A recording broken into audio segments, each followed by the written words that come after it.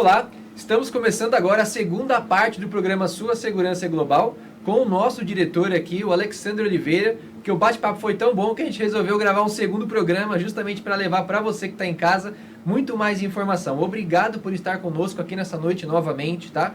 É uma sexta-feira e você está nos acompanhando, significa que você está preocupado com a sua segurança. Então, hoje o programa vai ser um pouco diferenciado, tá? Vai ser uma segunda parte, vai ser bem bacana o nosso bate-papo. Alex, por gentileza. Bom, mais uma vez eu quero agradecer ao Lucas por estarmos aqui. Se empolgamos em falar tanto, tivemos que fazer um novo programa, mas eu tenho certeza que você que está nos assistindo também esteja gostando. Porque se não tiver, também não vai adiantar. Exatamente. A gente está conversando aqui e ninguém gostar, né, Lucas? É verdade. O importante é que pelo menos nossas mães e nossos pais vão gostar, né? É. Então já temos ali 4 audiências. Pô, tá ótimo.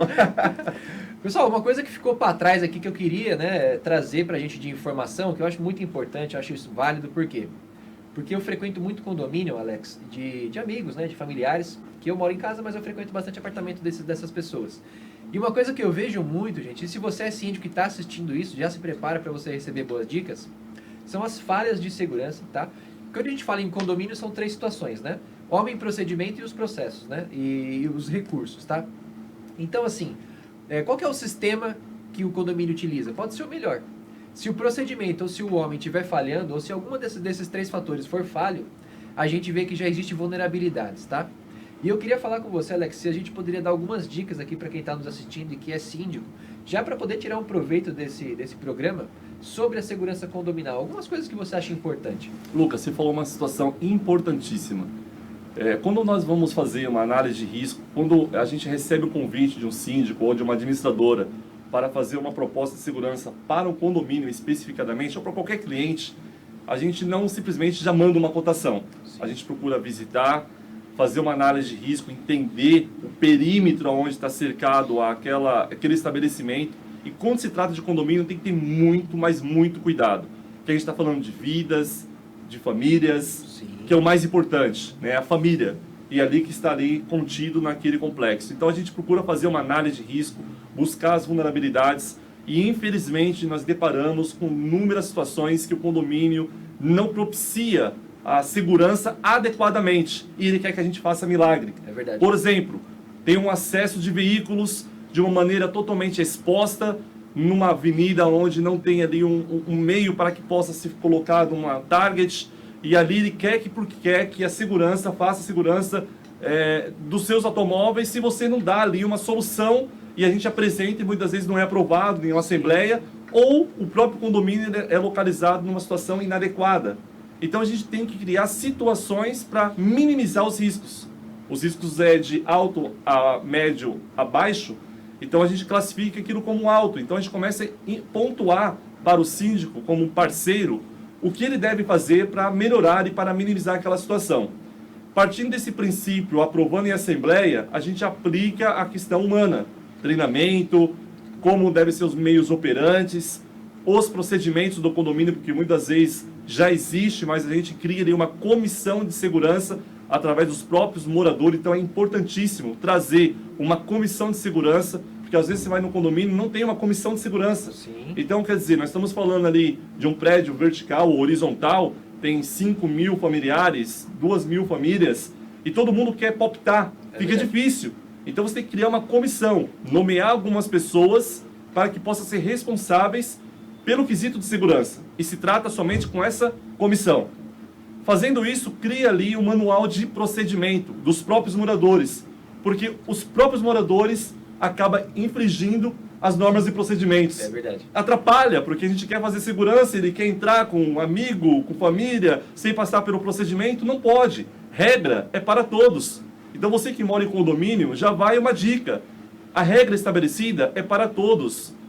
Faltar com a regra somente para você é falho e não pode.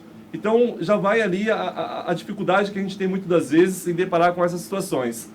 E por último, é respeitar o segurança. Né? Porque às vezes a pessoa, por achar que mora no condomínio, pode maltratar o vigilante, desrespeitar as normas de procedimento. Se você falha com uma norma de procedimento, você está colocando em vulnerabilidade todos aqueles que moram no condomínio. É verdade. Então, fica a dica aqui, realmente. Alguns prédios têm colocado síndicos profissionais, então é uma regra, acho que muito válido. Você que procura fazer ali Porque o síndico, Lucas, ele tem responsabilidade civil Sim. e criminalmente. Então, quando a gente dá uma sugestão na parte de segurança e documenta, é para exatamente ser o apoio deles, para ajudar eles no âmbito de segurança. Com certeza. Porque um dos princípios básicos, Lucas, quando uma pessoa ela vai procurar um condomínio para morar, é exatamente segurança. Já procura por isso, né? Procura por isso, porque você tem várias regras dentro de um condomínio, diferente de uma casa na rua. Sim. Quando você mora numa casa de rua, você não tem tantas regras. A casa é tua, você está ali, você entra a hora que quer, pode, claro, tem os horários que você pode fazer determinados barulhos, né? Até pela Sim. questão de ordem pública. Sim. Mas quando você mora em condomínio, existem regras criadas pelo condomínio que te bloqueiam muitas coisas. Então você priva de algumas coisas, mas você tem segurança. E aí você tem que procurar uma empresa séria, uma empresa que recolhe os seus impostos, uma empresa que preza pela qualidade da prestação de serviços com treinamento e que busca a excelência em todo o atendimento. Com certeza. Então, gente, como o Alex disse, a sua falha, tá? Porque você quer uma facilidade, porque você quer entrar mais rápido, porque você quer que a sua mãe não seja identificada, ela não vai comprometer só você. Se fosse só você, na verdade, Alex, tudo bem. Só que ela vai comprometer também os outros moradores que cumprem o procedimento, né? Que ele é muito importante dentro dessa questão da segurança condominal. E não adianta falar que, não, eu estou morando aqui no condomínio porque eu gosto. Beleza, você pode até gostar, mas com certeza você buscou segurança lá. E ainda que não seja segurança contra a violência ou crime, foi para o seu filho poder brincar tranquilo lá embaixo, no estacionamento, no parquinho, em algum lugar, tá? Nas áreas comuns, não no estacionamento que passa carro, né? Mas nas áreas comuns ali, quem não mora em apartamento é outra história, já não tem muito bem a realidade. Mas nas áreas comuns ali dos condomínios, então você sim, busca por segurança. Então respeita o procedimento, respeita o profissional. Alex, eu tenho visto vídeos que rodam pelo WhatsApp, de moradores, né, inclusive moradores que não são moradores não instruídos, são pessoas, inclusive, com cargos públicos altos, né, desrespeitando o profissional da segurança. Já vi casos de agressão ao porteiro, ao controlador de acesso, ao próprio vigilante. E isso é péssimo, gente, porque desmotiva, além de tudo, desmotiva imensamente o profissional a cumprir o trabalho dele, porque se ele está fazendo certo e está errado, né, para quem comanda ele ou para quem tem mais poder sobre ele, que na verdade não existe isso. Se você é um morador de um condomínio, você não tem poder sobre o vigilante, é o contrário, ele não manda na sua casa e você não manda no posto de serviço dele, então você desmotiva o cara a trabalhar certo. E aí, quando ele começa a abrir mão dos deveres dele, é quando as coisas acontecem, quando acontecem as invasões, ou os problemas, que é o que você não quer, que é o que você tem fugido disso. Então, cuidado aí e respeite o profissional. Lucas, eu vou te cortar agora, porque eu quero mudar um pouco esse programa. A gente falou bastante no primeiro bloco, no primeiro programa, iniciamos falando de segurança, e quem está assistindo esse moço bonito, elegante, jovem aqui, vocês não têm noção o conhecimento que esse cidadão tem, tanto no âmbito de segurança no nosso Brasil, mas uma experiência muito forte fora da nossa nação, fora do nosso Brasil, fora do nosso contexto de realidade. Eu estive em Israel há 8 anos atrás, me deparei com uma situação lá, milagrosamente falando, a nação de Israel, através das outras nações árabes em volta, e na divisa do Líbano com Israel, as Nações Unidas estando ali para fazer o intermédio da segurança. E o nosso amigo Lucas teve uma experiência muito forte através das Nações Unidas. Ele foi nomeado exatamente para poder estar num país que foi devastado através de um desastre natural, e ele esteve ali. Então eu quero que vocês passem a conhecer o Lucas, não apenas hoje como apresentador, mas eu gostaria que ele falasse um pouco para nós, para mim, para você que está nos assistindo, qual é a visão que ele teve, qual foi a expectativa quando ele deparou com aquela nação toda destruída. Porque quando a gente está no Brasil, quando a gente vai para uma nação que é totalmente oposta à cultura igual a nossa, a gente tem um susto muito grande.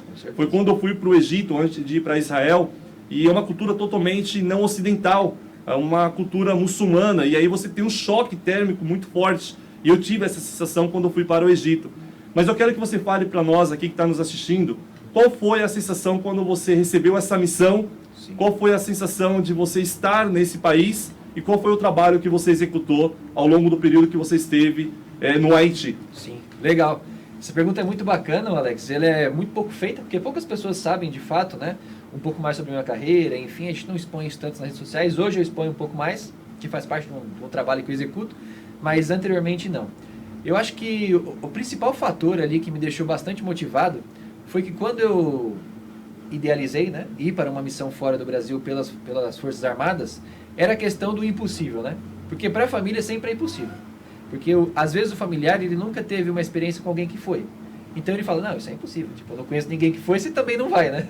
Então foi muito bacana porque dentro do processo seletivo, que foi muito rigoroso, tá? Por sinal, quando eu de fato entendi que eu estava indo, que foi no dia que eu coloquei o pé para dentro do avião ali, foram 5 meses de treinamento, né, de operações de paz. E aí no último mês, ali, nos últimos dias, quando eu estava colocando o pé dentro do avião, eu falava, putz, aí cai a ficha, você vê, putz, é de verdade o negócio, né? E assim, para quem é militar das Forças Armadas, ou até mesmo alguns policiais que foram lá, seria o auge da carreira, você fazer uma missão no exterior, você ir para a manutenção de paz de um país, que é um ambiente de guerra, né? E com devastações ainda de natureza, pior ainda, né? E aí, o que acontece? Como é que foi essa experiência? Então, entramos no avião, fomos para o Haiti. Quando chegou lá, o primeiro choque foi a temperatura. Um calor exuberante, a gente ficou em Manaus não, no Mato Grosso, o treinamento. E depois passamos também por Manaus. E é calor, muito. Mas não parecia que era tanto calor. Quando eu cheguei no Haiti, eu falei, caramba, tava fresco lá, né? Em Mato Grosso tava fresquinho. Porque é muito abafado, a ventilação lá é muito baixa, né? Não tem muita correnteza de vento assim. Então esse foi o primeiro choque, porque dentro do aeroporto você não tem acesso a nada, tá? Então tudo bem, ficamos lá, aquela tropa contida, esperando ordens, né? Esperando os próximos procedimentos. Então chegaram os caminhões de tropas para levar a gente até a unidade. E foi aí que a gente entendeu a realidade do país. Porque por cima é muito alto, a gente não consegue enxergar muito. Pousou, ficou esperando. Quando começou a se deslocar, a gente deparou com as áreas destruídas, a gente deparou com muita pobreza, tá? E uma pobreza que, assim, graças a Deus, eu nunca tinha vivido ou experienciado isso aqui no Brasil. E aí, quando eu cheguei lá, o primeiro choque foi, caraca, cara, existe isso? Porque eu via, tipo, criança comendo, logo nos primeiros dias, assim, nesse primeiro translado entre aeroporto e sede do quartel do Exército, as crianças se alimentando, tipo, do lixo da rua, criança tomando banho, tipo, na água do esgoto, e deu um choque, não parecia ser real. Pra mim ainda parecia um pesadelo, porque eu falava assim, cara, isso é, tipo, meio desumano, isso não existe, né? Então esse foi o primeiro choque.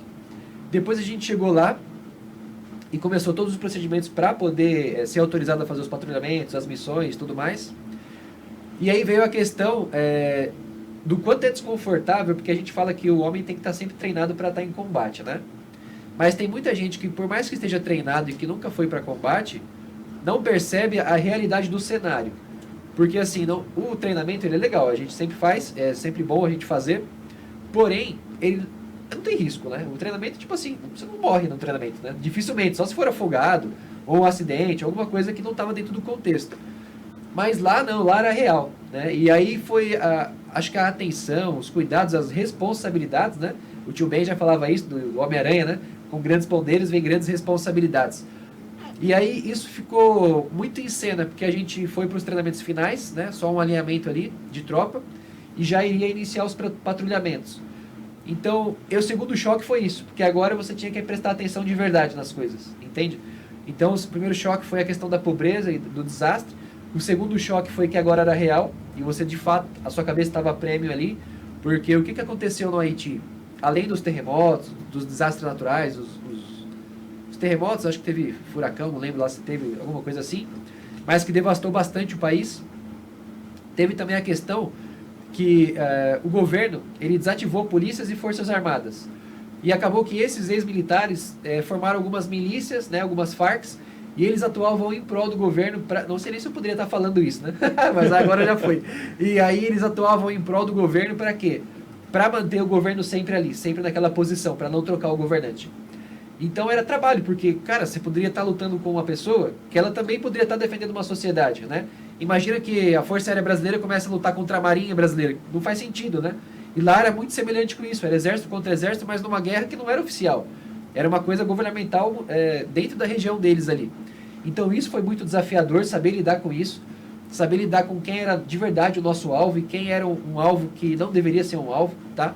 E a gente fez muitos patrulhamentos pela cidade justamente para fazer a manutenção da paz, que em 2004 o exército chegou lá no Haiti fazendo a imposição da paz. E depois de 2006, ali 2005, foi a manutenção da paz. Então os patrulhamentos, todos preventivos, alguns de reação, outros não. Existiam sim as trocas de tiros no ambiente, mas não era todo dia e não era toda hora. Mas sim estavam sempre presentes no dia a dia ali. A questão também da humanização, né? Como eu falei, eu não tinha essa realidade de miséria tão grande aqui no Brasil, então eu confesso que eu era uma pessoa até então um pouco egoísta. Mas não egoísta no mau sentido, mas egoísta, talvez se existe um bom sentido, eu era nesse sentido aí. Então quando eu voltei de lá, ou até mesmo quando eu estava lá, eu decidi fazer algo pelas pessoas que eu pudesse. Como você falou, somos todos iguais em tempos diferentes, né? E eu me vi dentro dessa frase quando eu estive lá, porque era a minha chance de ajudar a sociedade, que no Brasil até então nunca tinha tido essa oportunidade. E aí começamos a fazer, assim, a ONU fazia muitas ações humanitárias, mas eu e o meu grupo de combate, que era o terceiro do pelotão, ficávamos responsáveis muito pela segurança. Então, um pouco a gente ajudava na prática, né? Essa questão. E aí, o que acontecia? Mas a gente participava, a gente via. Isso era muito bacana, porque a gente tinha lá atividades desde primeiros socorros para a própria população, quanto também pintura facial no rosto das crianças, alimentação, as brincadeiras, as aulas de lutas para as crianças poderem sair daquela realidade, daqueles cenários que eles estavam e participar de algo diferente que desse, vamos dizer assim, que esperança para aquela criança, né? Então acompanhar isso, Alex, foi muito bacana, foi prazeroso, foram 6 meses que a gente ficou lá, um pouquinho mais talvez, e isso foi muito prazeroso, por quê? Porque além do dever, né, além daquela sensação de missão cumprida, eu acredito que todos nós que estivemos lá, nós desenvolvemos esse compromisso com o ser humano. Então, além, é claro que da experiência técnica, profissional, essa experiência com o ser humano acho que todos deveriam ter. Todos deveriam tirar pelo menos um dia ou uma semana das suas vidas, ou mês, não sei, cada um na sua agenda, cada um no seu tempo e na disponibilidade possível, para viver uma outra realidade, porque existe sim uma realidade que ela é pior do que todos os problemas que você pode estar enfrentando hoje. Perfeito. Entende? Lucas, eu quero que você fale, nós falamos nos bastidores e eu sei um pouco da tua carreira militar, quero inclusive te parabenizar, né, por essa ousadia, por essa experiência que realmente mudou a sua vida. Lucas Brasil, antes, essa missão era Lucas pós-missão Haiti, retornou para o Brasil, eu tenho certeza que é outro Lucas e é notório você falando, o brilho nos olhos. Mas se deparou com uma situação bastante complicada, um amigo seu, conta para aquele que está nos assistindo o que aconteceu, ele acabou tirando a sua própria vida, Sim. Enfim, no momento de estresse, no momento distante da família, conta para aquele que está nos assistindo o que ocorreu. Legal. Eu acho que antes de entrar nesse assunto na íntegra, eu gostaria de falar sobre a importância da inteligência emocional, que é a gente saber lidar com as emoções e saber que todos nós temos problema, mas que aqueles problemas que eu enfrento, de repente o Alex ele pode me ajudar. Então eu ter essa humildade e essa abertura de falar, Alex, estou com um problema, cara, estou com um problema disso, disso, disso. Como é que você me orientaria a passar por isso? Porque talvez, Alex, tenha sido justamente isso que aconteceu lá, e agora eu vou contar o que foi mais ou menos. Durante todo o período que a gente ficou lá, a gente tinha algumas horas de lazer, e em determinados momentos, períodos, a gente tinha alguns dias de lazer, tá? Então, nas horas de lazer, o que tinha para fazer lá? Academia, futebol, né, ou vôlei, para quem gostava. A questão do cinema, tinha uma sala adaptada para assistir uns filmes lá. E tinha o próprio quartel para você poder correr e tudo mais. Poderia fazer, de repente, um churrasco, uma confraternização, tudo, mas tudo dentro de responsabilidades e ainda com muita segurança se fosse sair do quartel, tá? E esse nosso camarada, eu não vou falar o nome dele até para não expor a pessoa aqui, mas ele era um cara que estava sempre nos esportes ali conosco. E um belo dia, a gente sempre ouvia à noite, né, porque meu Corimec, que era o container onde eu morava, junto com o meu pessoal, ele ficava do lado da sala VoIP, que é a sala de telefonia. E toda noite a gente escutava, né, uma discussão, que aparentemente era uma discussão entre casais, que era dele, com talvez a esposa aqui, ou namorada aqui, né, que depois foi confirmado que seria a esposa dele. Mas a gente ouvia isso daí em tempo real lá e falava, caramba, o papo tá feio, porque era muita agressão verbal, né? E aí, um tempo depois, isso tomou tanta proporção de rotina, que eu achava que o relacionamento deles se resumia a isso, né? Que é aquele que a gente chama hoje de relacionamento tóxico. Mas tudo bem, vida que segue. Um determinado belo dia, a gente estava de folga, né? Isso foi no dia 31 de outubro para dia 1º de novembro, onde inclusive o 1º de novembro é meu aniversário, e estava chegando próximo da meia-noite, com alguns fusos horários um pouco diferentes aqui, e a sala VoIP era muito difícil de funcionar. Quando funcionava, estava muito cheia. E eu lembro que na época eu tinha acabado de instalar o WhatsApp e ia fazer uma ligação para os meus pais, ou mandar uma mensagem, para conseguir falar com eles, que é um ritual meu. Primeiramente agradecer a Deus, né, pelos dias, mais um dia de vida, e depois agradecer a família. E aí, enfim, quando eu acabei saindo ali do Corimec, né, a gente teve a infelicidade de se deparar com essa questão, uma patrulha chegando, do patrulhamento na rua, chegando no quartel, e esse rapaz, ele estava de folga no dia, naquele momento, ele se prontificou a ajudar aquela equipe de patrulha a se desequipar. Porque a gente chegava com muitas coisas da rua, né, muitos equipamentos, então a gente ia para a armaria, guardava nossos armamentos ali, nossas ferramentarias ali, nossas ferramentas de utilização, e depois iria para o Corimec poder fazer o descanso ou outras atividades. E aí ele se propôs a ajudar, ele coletou as munições ali do graduado que estava, que eu não vou falar a patente, o graduado que estava ali no momento comandando aquela patrulha, pegou também o fuzil e falou que iria ajudar, e ele colocou uma munição no fuzil, engatilhou o fuzil, colocou na boca o fuzil e disparou, né? E nesse momento ele acabou com a vida dele e eu acredito que ele acabou com o sossego de muita gente. Por quê? Porque a gente não sabia quem ia ser o próximo, entende? Porque do mesmo jeito que ele estava com problemas, outro colega poderia estar também. E aí começou um grande desafio, que foi o de policiar um ao outro.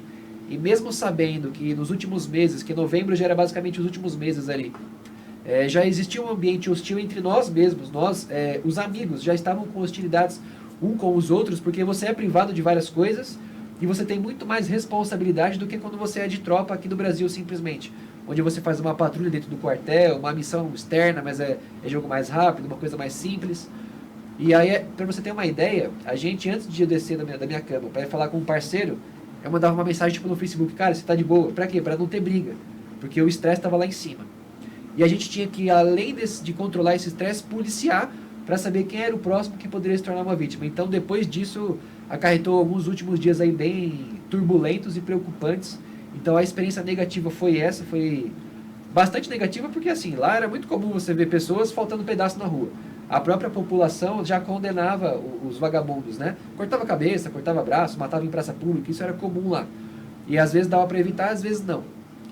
Mas tudo bem, não é as nossas pessoas, né, que estão ali, digamos assim. Mas quando é com a gente, quando está no nosso meio, é muito mais difícil. E sei lá, acho que isso ainda, de certa forma, mexe comigo ainda hoje em dia, porque eu sei que tem muitos amigos aqui que eu poderia estar ajudando e que de repente pode se tornar uma próxima vítima aí. Perfeito. Lucas, não sei se vai dar tempo de falar, mas eu gostaria de fazer uma pergunta. 2020 está entrando aí. Certo. E você tem seus sonhos, projeções de crescimento. E parece que você tem um desafio agora no mundo do empreendedorismo. Eu queria que você falasse para quem está nos assistindo o que significa isso, qual a importância do empreendedorismo e qual vai ser a sua missão. Parece que na associação comercial você vai ter lá uma oportunidade. Enfim, eu quero que você fale um pouco sobre essa situação. Legal. Bom, dentro do meu mundo empreendedor, né? O que acontece? Eu desenvolvi essa curiosidade pelo empreendedorismo depois que eu voltei do Haiti, porque eu imaginava o seguinte. E, gente, vai ter pessoas que são colaboradores de empresas que vão conseguir ajudar muito a sociedade. Mas eu não me imaginava assim. Eu imaginava que para eu ajudar a sociedade eu teria que ter o meu negócio, para que eu pudesse gerir meu próprio tempo, porque a gente sabe que quando é um colaborador, quando é empresário, quando é empreendedor também, você tem o tempo livre, mas ele é livre, só que se você não trabalhar, você não ganha, né? Então ele não é tão livre, mas você consegue manejar muito mais do que como um funcionário. E aí eu desenvolvi esse interesse pelo empreendedorismo, vim amadurecendo isso daí. Durante o último ano, de 2018 até 2019, eu fiz algumas experiências e constatei uma grande necessidade no mundo empreendedor, que são as dificuldades do empreendedor. E aí eu desenvolvi um Instituto de Formação para Empreendedores, então esse é um projeto que eu vou desenvolver em 2020 muito forte. Ele é um projeto que ele é um curso ali, EAD de 12 meses, com várias matérias, com aulas práticas, com consultoria, para não ter os mesmos erros que eu cometi dentro desse curso. E além disso, eu desenvolvi através de toda essa minha experiência militar, são 8 anos de Força Aérea, grandes experiências com cursos, né, operacionais muito, como é que eu posso dizer assim, palavras que as pessoas podem entender, muito renomados, né, muito bem quistos na sociedade militar, e a experiência também de ONU e tudo mais. Algumas outras experiências de serviço que eu prestei, que nos últimos 2 anos eu prestei assessoria para comandantes e familiares das unidades militares e alguns civis também. Então eu desenvolvi um programa de treinamento para pessoas, para indivíduos, para que eles possam aprender o que eu sei sobre segurança. E que se chama hoje é o Programa Elite, que é onde eu ensino as pessoas a ficarem mais seguras e protegidas, preservando a integridade física, psicológica e moral delas. E na associação eu fui convidado para fazer parte do grupo do Núcleo Jovens Empreendedores, tá? Onde a gente vai estar à frente ali de diversos projetos que já aconteceram aqui em 2018 e já aconteceram anos anteriores, ficou um pouco desativado esse projeto, mas de estar participando ali mais ativamente com o pessoal para poder justamente pegar o jovem e, como você disse, além de dar uma orientação que não seja o crime, porque talvez você seja um criminoso e ache isso interessante, mas a notícia ruim que eu tenho para dizer é que você coloca em risco toda a sua família, você coloca em risco toda uma liberdade, porque, cara, vocês são criativos demais, só que vocês usam isso para o mal. Experimenta usar isso um pouco para o bem, tá? Nada contra você, é só profissional, Perfeito. não é nada pessoal, né? Então, assim, a gente da segurança pega vocês uma hora ou outra, então isso não é legal. Então, pensa nisso, pensando nisso, a gente vai pegar o jovem, lapidar o jovem para que ele tenha tanto uma carreira legal, se ele decidir ter uma carreira como colaborador, como também uma carreira no empreendedorismo bem diferenciada. Então, dar os primeiros parâmetros, os primeiros passos, apoiar, com bons eventos na cidade. Então, acredito que, resumidamente, dentro do nosso tempo aqui, serão esses os projetos aí. Legal. Lucas, eu quero estender a você terminar esse programa como apresentador. Sim. Eu quero desejar a todos um Feliz Natal, Feliz Ano Novo. E eu quero que você deixe uma palavra final e encerre esse programa, como tem feito nos últimos 2 meses, com uma brilhanteza enorme aí. Eu quero que você conclua esse programa. Muito obrigado, certeza. Lucas. Obrigado, Alex. Pessoal, então foi isso. Hoje nós conhecemos um pouco sobre a Global, a partir do programa passado. Terminamos hoje um pouco mais sobre esses conhecimentos. E também aproveitamos para conhecer um pouco mais o apresentador, né, desse programa incrível, dessa empresa maravilhosa. E eu também gostaria de agradecer vocês, tá, que estão nos assistindo, que nos acompanham, que está com a gente aí toda semana, Instagram, Facebook, YouTube, no próprio canal 3 da NET 518 da Vivo. Agradecer, porque para a gente é especial demais ter você aqui assistindo a gente. Quando o Alex pensou em fazer o programa Sua Segurança Global, foi justamente pensando em quê? Em levar mais segurança para você que está em casa, através de conteúdos interessantes, através de entrevistas bacanas, né, através de dicas. E também para que você que é um empresário, um comerciante, um VIP, ou uma pessoa do bem, que quer se proteger, também possa conhecer uma empresa que é excelente no mercado e que tem muitos serviços a oferecer. Então, para isso que é o programa. Não é um programa para nós, é um programa para vocês. Só que a audiência de vocês nos ajuda a nos sentir bem e a nos motivar cada vez mais. Então, muito obrigado pela presença. A gente encerra o programa aqui. Um Feliz Natal e um próspero Ano Novo a todos. Fiquem com Deus e até mais.